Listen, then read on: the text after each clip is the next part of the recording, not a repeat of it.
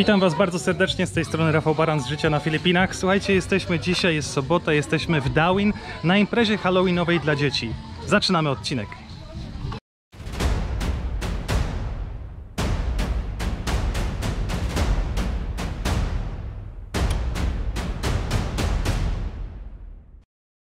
Jak pewnie pamiętacie, jesteśmy w Mango Eco Hostel.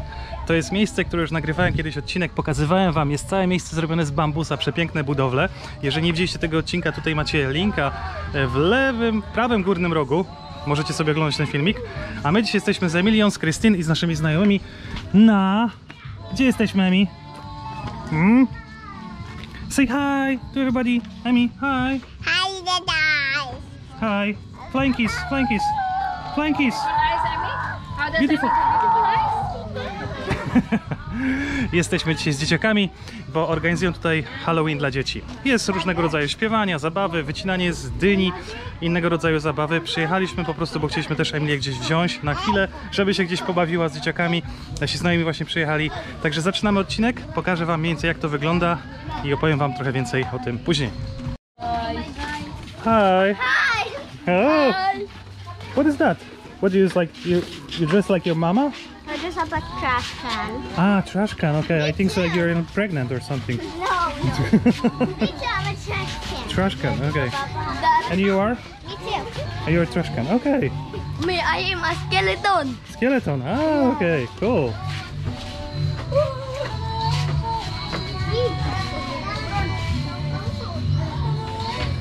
And what are you doing here? Painting? Ramki, you want to say something to the Polish community? Hello, I'm Ranky. I'm in Darwin now, taking care of the kids. We have a drum circle every Saturday, and today is a special day. It's Halloween. Everybody have to look Cool. scary. O, a ja idę za Emilią, bo gdzieś tam poleciała. Emi, where are you going? Emilia! Misiu! That's nice. Aww. Oh! What's that? Cute. Say, Hi, Emmy. take a picture. Remember me? You don't. You take a picture with Dada? Emi, picture with Dada. Okay, okay, go. Slowly, slowly, slowly. Dobra, slowly, nie ma slowly. Zobaczcie dzisiejszą aranżację w ogóle na ten event. Wszędzie są pajęczyny porobione z czego, nie wiem z czego to jest, ale fajnie to wygląda. Ogólnie naprawdę jest bardzo fajna atmosfera. Jesteśmy tutaj już od 1,5 godziny. Wcześniej niczego nie nagrywałem, no bo chciałem sobie napić się kawy na spokojnie i pokazać Wam i zastanowić się w ogóle, co będę nagrywał. Ale wyszło tak, że teraz dopiero zacząłem nagrywać. Pamiętacie te konstrukcje? Bambusowe konstrukcje. Co też jest oczywiście kolejną rzeczą, w ciągu dnia od rana tutaj jest Kids Party, czyli dla dzieci, a po południu będzie dla dorosłych też jakieś takie halloweenowe przyjęcie.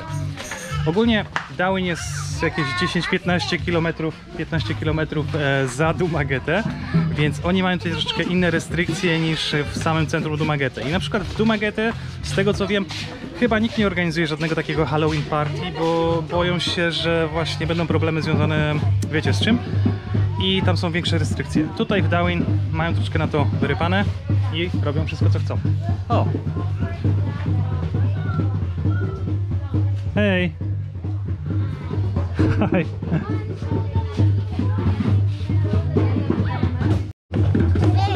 A my teraz z Emilią idziemy grać na bębenkach. Dobrze, siadaj misiu. No, artystka.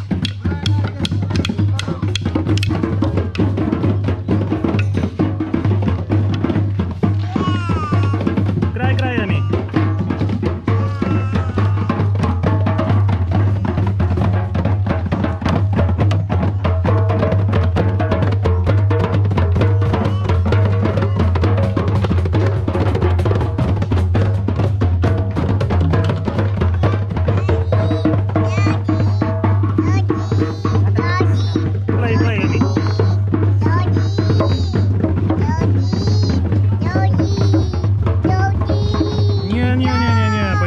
chcesz rzucić. A tutaj zobaczcie, mały Hulk. Archie.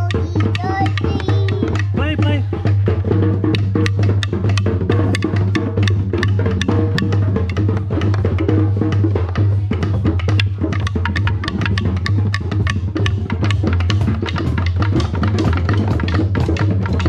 A tutaj ofiara. Żartuję.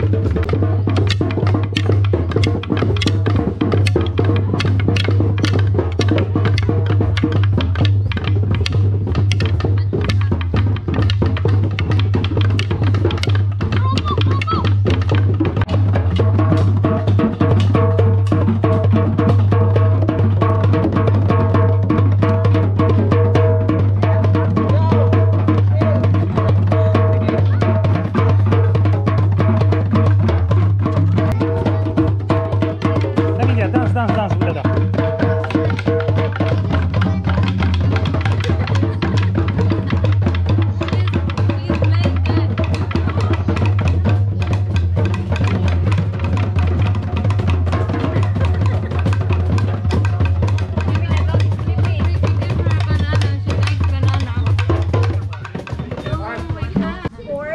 Say hi. Hi, Dada. Written in your passports are the tasks that you are supposed Who got Okay, who got okay. the paper? Doggy, doggy, Doggy. In the paper, you didn't get one. doggy. Do not tell each other. Written in your paper is an animal. Oh, Okay? dirty. And now your first task is to find your team. You must find your team. So wait, no, not yet. Not yet, wait. Everybody understood? Kasabot na tanan. Are we ready? Are we ready? Skoro dzieciaki wreszcie grają w jakieś tam gry, ja mam chwilę, żeby wam coś więcej powiedzieć na ten temat, bo pewnie zapytacie się, jak wygląda święto zmarłych, czyli tak zwane Halloween na Filipinach. Ogólnie, jak pewnie wiecie, Filipiny są pod bardzo dużym wzorcem Stanów Zjednoczonych, tak to można chyba nazwać. Oczywiście na Filipinach jest też tak zwane święto zmarłych, czy się odwiedza po prostu groby swojej rodziny, no bo to jest dalej kraj katolicki. Ale Stany Zjednoczone, tak tutaj to można powiedzieć, znaczy inaczej. Filipińczycy bardzo śledzą to, co się dzieje w Stanach Zjednoczonych i tak samo właśnie takie święto, jak na przykład oni wprowadzili sobie Halloween. Czyli to jest bardzo popularne, że się po prostu przebiera dzieciaki, idzie się na jakieś takie imprezy. Zresztą chyba w Polsce to też tak teraz w tym momencie wygląda, że są jakieś takie imprezy halloweenowo organizowane. Nie ma tutaj czegoś takiego, żeby raczej dzieciaki chodziły od domu do domu i zbierały cukierki. Przynajmniej ja czegoś takiego nie widziałem. I teraz mieszkam w mieście i tego też tak za bardzo nie ma. No ale takie przyjęcie właśnie halloweenowe, na przykład w tym momencie dla dzieciaków, naprawdę bardzo, bardzo fajna sprawa, bo przynajmniej my sobie możemy trochę odpocząć. Dzieciaki się bawią i teraz, tak jak widzicie, grają sobie tam w jakieś różne gry. Akurat Krystyn siedzi z Emilią, no bo jak pewnie też zauważyliście, tutaj jest tych dzieci, tutaj jest bardzo dużo i one są przeważnie troszkę starsze niż Emilia, więc jeszcze musimy poczekać pewnie z 1-2 lata, żeby Emilia się bardziej bawiła z nimi. Ale i tak czy inaczej, słuchajcie, ma naprawdę niezłą zabawę, zresztą zobaczcie teraz. Lata sobie po środku i ogląda, co się dzieje. Okay, here.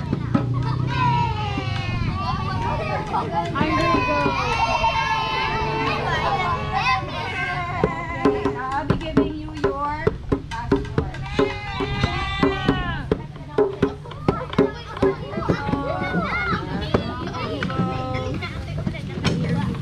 Tak więc słuchajcie, my mieliśmy tutaj niezłą naprawdę zabawę. Jak widzicie, Emilia trochę urosła chyba od ostatniego odcinka, jak ją nagrywałem. Pobawiliśmy się trochę, jest już godzina 12, nawet już zjedliśmy. Tak, zjedliśmy coś i za chwilę będziemy się zbierać do domu. Ale słuchajcie, ja jeszcze wczoraj byłem na takiej kolacji w fajnej restauracji i chciałbym wam ją też pokazać, więc za chwilkę będzie taki jakby urywek z kolacji. Chciałem to połączyć, nie udało się tam nagrać odcinka niestety, bo muzyka była za głośna i w sumie chciałbym wam tylko pokazać tą restaurację, więc za chwilkę będzie wstęp do tego, a widzimy się później. Let's go, Emi! Let's go! Say hi! Hi, Daddy.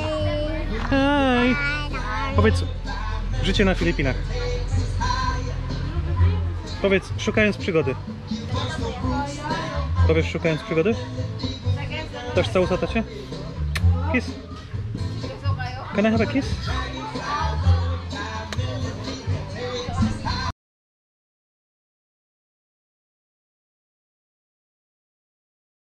Tak, słuchajcie, jest godzina już 6 po południu i to jak bywa zawsze na Filipinach jest już ciemno. Pomimo tego, że pomiędzy muzyką, która gra w restauracji, a plażą, gdzie jest tutaj i też słyszycie fale w tym momencie, mam nadzieję, że mnie dobrze słychać. Słuchajcie, jest dzisiaj taka nietypowa sytuacja, bo mój znajomy, bardzo bliski zresztą przyjaciel, poprosił mnie o to, żebym zrobił dla niego małą przysługę i tam zawiózł kilka osób na taką właśnie imprezę tutaj, gdzie mają zarezerwowany stolik. Oczywiście, nie zastanawiając się, powiedziałem, że jasne, że pomogę mu to zrobić i pojechaliśmy na 2 samochody i nawet w sumie na więcej i przyjechaliśmy tutaj do tej restauracji. Ja zostałem tak samo zaproszony na kolację, więc pewnie zobaczycie, co będę jadł i jak to wygląda, bo restauracja jest taka dosyć fajna. To jest w Pakong, czyli 5-6 km za Dumaguete i to jest taki typowy taki bar seafood, właśnie z grillem i innymi rzeczami. Zobaczcie, jak to wygląda. A więc tak, w pierwszej kolejności muszę wam wyjaśnić, że postanowiłem nagrać ten głos później, po oczywiście zmontowaniu tego filmiku. Powodem tego były prawa autorskie oczywiście do muzyki, bo jak pewnie wiecie, w takiego typu restauracjach muzyka gra i to bardzo głośno. Bardzo ciężko w ogóle było nagrać jakikolwiek głos, żeby nawet było mnie dobrze słychać w porównaniu do tego, co grało w tle. Kolejna sprawa to rodzaj restauracji. Wybrałem tę restaurację specjalnie, żeby wam pokazać, ponieważ jest ona na tyle nietypowa, że warto wam coś takiego pokazać. Mniej więcej chodzi o to, jeżeli widzicie ten ośrodek czy tą restaurację w tym momencie, to zwróćcie uwagę, że budynek po lewej stronie, tak naprawdę jego przeznaczenie to był budynek mieszkalny, jednorodzinny czy dwurodzinny. Bardzo duży zresztą budynek, wybudowany praktycznie na samej plaży. Okazało się z czasem, że właścicielka tego resortu czy też prywatnego domu rozwiodła się z mężem, czy też mąż zmarł, nie do końca znamy tą historię, ale mniej więcej ten bardzo ekskluzywny budynek, dom, który ona miała wcześniej, przeznaczyła na restaurację. Oczywiście dobudowała dodatkowe elementy, takie jak tą kuchnię na zewnątrz, czy stoliki przed samą plażą, ale widzicie, że przeznaczenie tego budynku było inne. Tutaj, tak jak mówię, historia jest bardzo ciekawa, no bo ten niby rozwód czy śmierć kogoś doprowadziła do tego, że mieszkanie, budynek prywatny, w którym oni mieszkali, teraz jest przeznaczony na restaurację. Jak też pewnie zwróciliście uwagę, stoliki na zewnątrz mają parasolki i w ciągu dnia tam jest bardzo gorąco. Natomiast dodatkowo to, co jest zrobione, to w środku tego budynku, na parterze, normalnie są postawione stoliki i jest postawiony duży bar, drink bar z różnego rodzaju drinkami. Natomiast górne piętro to już jest całkowicie prywatny budynek. Tak jak mówiłem na początku, ja na tą kolację zostałem zaproszony, dlatego starałem się unikać nagrywania osób, które ze mną przyszły, ponieważ miałem wrażenie, że one by się troszeczkę wstydziły przed kamerą i też nie czułyby się pewnie, a ta kolacja była dla nich zorganizowana. Tak czy inaczej ponagrywałem jakiegoś różnego rodzaju ujęcia z tej restauracji, żebyście ją zobaczyli. Tutaj też taka porada dla tych osób, które organizują różnego rodzaju kolacje albo miałyby okazję zorganizować tego typu kolacje na Filipinach. Jeżeli przyjeżdżacie większą grupą ludzi, najlepiej jest zorganizować to w formie platerów tak zwanych, czyli zestawu jedzenia, który jest przygotowany dla większej ilości osób. Przeważnie filipińskie restauracje mają to normalnie w menu. Jest to na przykład przeznaczone dla 3, 4, 5 albo czasami nawet 10 osób.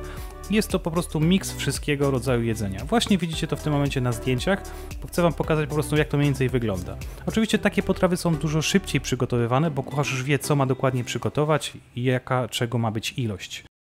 I to by było na tyle z restauracji. Mam nadzieję, że podobała wam się ta krótka wycieczka. No słuchajcie, my już skończyliśmy wycieczkę. Tak jak widzieliście na filmiku, właśnie akurat ten filmik montuję. I jak zacząłem go montować, a w zasadzie prawie skończyłem go montować, pomyślałem sobie, że przecież zapomniałem zakończenia nagrać dla was. Jak widzicie, ja już jestem u siebie u góry, wszystko się tutaj suszy, ale też wam chcę pokazać, jak pogoda jest bardzo szybko zmienna na Filipinach. Przez cały dzień dzisiaj i wczoraj było naprawdę bardzo gorąco, bardzo ciepło, w ogóle zero deszczu, zero chmurek. I w tym momencie, jak my wróciliśmy, zobaczcie, co się dzieje. Już przychodzą chmury z Walencji. Na Siquijorze podobno już dawno temu pada. W Dumaguete jeszcze nie pada mocno, ale dosłownie 10 minut temu zaczęło kropić. Więc pogoda niby taka jest, no to jest oczywiście sezon deszczowy. Ale to, co chcę wam jeszcze, słuchajcie, bardzo ważnego powiedzieć, bo takie tematy na pewno wam się będą podobały. Ja niestety nie mam możliwości takich tematów nagrywania obecnie, ale chcę was zachęcić do oglądnięcia jednego vloga mojego znajomego z Siquijoru, Maćka, też Polaka, który nagrywa filmiki po angielsku. Jego kanał, tutaj widzicie nazwę. Słuchajcie, Maciek ze względu na to też oczywiście problemów finansowych i tam różnych innych rzeczy, wyprowadził się ze starego mieszkania i wynajął, słuchajcie, mieszkanie na Siquijorze, dom za $40. czyli za 160 zł na polskie za cały miesiąc. Zobaczcie sobie ten filmik, link nawet do tego filmiku będziecie mieli w opisie tego mojego filmiku, bo naprawdę, słuchajcie, bardzo warto oglądać coś takiego, żeby zobaczyć, jak się ceny teraz pozmieniały na Filipinach i jak naprawdę za małe pieniądze można przeżyć na Filipinach. Zdecydowanie Wam polecam ten filmik i zresztą tak jak i cały kanał. Maciek na pewno będzie szczęśliwy, jeżeli zasubskrybujecie ten kanał i powiecie, że jesteśmy od Rafała. Na pewno będzie szczęśliwy. A ja, słuchajcie, będę kończył ten odcinek. Dziękuję za oglądanie. Dajcie mi znać w komentarzach, jak Wam się podobało. Wiem, że ostatnio nie nagrywałem tak za bardzo Emilii, dlatego dzisiaj chciałem to nadrobić. Chciałem Wam pokazać, jak ona już urosła, jaka jest aktywna, jak już po prostu mówi, jak już zaczyna w ogóle liczyć. Słuchajcie, co jest dla mnie szokiem. Ja nie wiem, no nie znam się na tym. Zawsze każdemu się pewnie wydaje, że jego dziecko jest najbardziej inteligentne i tak dalej. I Emilia tak naprawdę jeszcze do końca nawet nie mówi pełnymi zdaniami, czasami jakieś tam wyrazy łączy i coś tam powie fajnego, czasami nas zaskoczy czymś w ogóle, czymś całkowicie nowym, oczywiście po angielsku przeważnie niestety, ale słuchajcie, zna już w ogóle cyfry do 10. Potrafi wybrać sobie klocki i pokazuje jej klocek na przykład, który to jest 5, ona mówi, że to jest 5, ona mówi, że to jest inny w ogóle klocek. Niestety tego akurat nie byłem w stanie nagrać, no bo jak wiecie, jak przeważnie się bawimy, no to nie włączam GoPro, bo gdybym włączył GoPro, to ona by się bardziej zainteresowała GoPro niż tymi wszystkimi rzeczami, które tak naprawdę robimy z nią. Ale tak czy inaczej naprawdę jestem bardzo dumny z mojej córki. Mam nadzieję, że Wam też się podoba, no bo naprawdę rośnie na bardzo ładną dziewczynkę. Pozdrawiam Was serdecznie, dziękuję za oglądanie, dziękuję za komentarze, dziękuję za wirtualną kawę, no i oczywiście za wsparcie na Patronite. Do zobaczenia w kolejnym odcinku już za kilka dni. Pa!